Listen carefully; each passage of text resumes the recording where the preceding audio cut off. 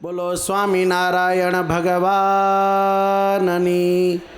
લક્ષ્મીનારાયણ દેવની, કષ્ટભંજન દેવની. પરાત્પર ઈષ્ટદેવ ભગવાન સ્વામિનારાયણ આજ વડતાલ ધામને આંગણે ડબલ દ્વિશતાબ્દી મહોત્સવના ઉપક્રમે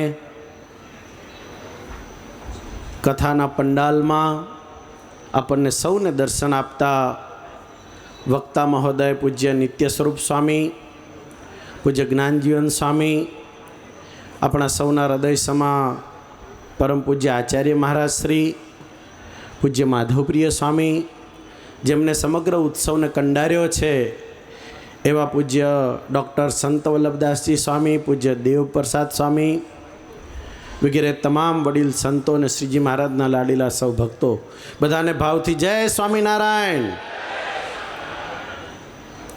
આપણે સૌ જાણીએ છીએ અને આ સંતોના મુખે આપણે સાંભળ્યું છે કે સંપ્રદાય આજે એક સુવર્ણ કાળમાંથી પસાર થઈ રહ્યો છે.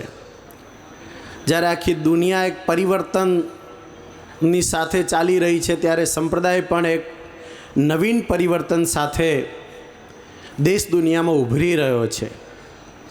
આપણે સૌ જાણીએ છીએ એમ આ સમય જેને ભજન કરવું હોય અને ભજન કરવાની સરસ યોગ્યતાવાળો છે, જેને વ્યવહાર કરવો હોય અને વ્યવહારની શ્રેષ્ઠતાવાળો સમય છે, જેને સેવા કરવી હોય અને સેવા માટે શ્રેષ્ઠતાવાળો સમય છે.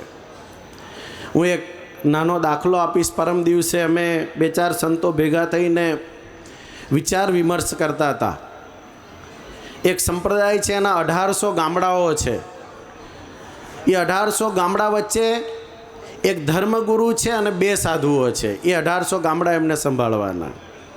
બીજો એક સંપ્રદાય છે, એના 350 ગામડાઓ છે. એમાં 4 સાધુઓએ 350 ગામડાઓનું પોષણ કરવાનું.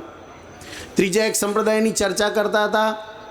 એના 200 ગામડાઓ અને 24 મંદિરો છે અને એમાં 8 સાધુઓ છે અને 20 વર્ષથી એમાં કોઈએ હજી નવા સાધુએ દીક્ષા નથી લીધી.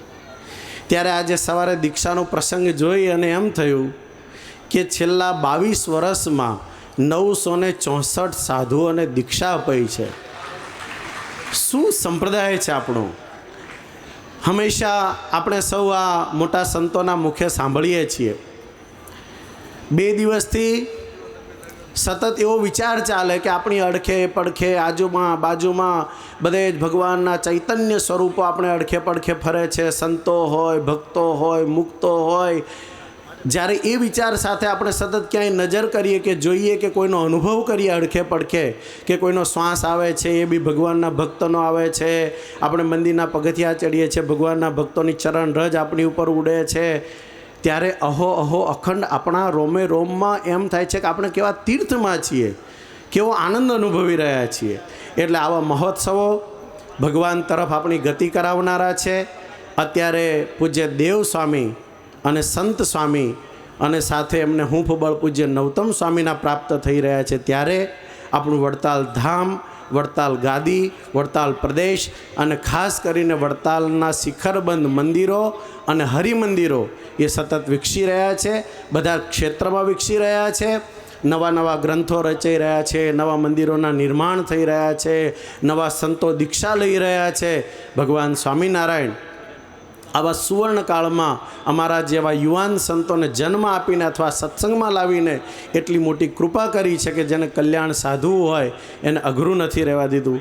એટલું કહી અને મારી વાણીને વિરામ આપું છું.